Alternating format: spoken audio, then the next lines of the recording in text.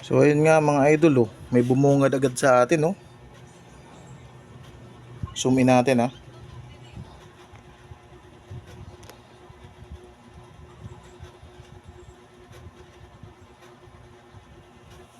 Ito mga idol, capacitor. Isang electrolytic capacitor. Ayan, oh, sabog. Magkalat yung mga ano niya. Ano kayang value nito? Sana may nakasulat sa ilalim, no? Pero kung wala, eh, mayroon naman tayong paggagayaan sa kabila. So, kalasin ko lang to mga idol at titignan ito. Nagkalat talaga. Nagkalat kung saan yung kanyang capacitor. Mga parte ng capacitor. Yung loob.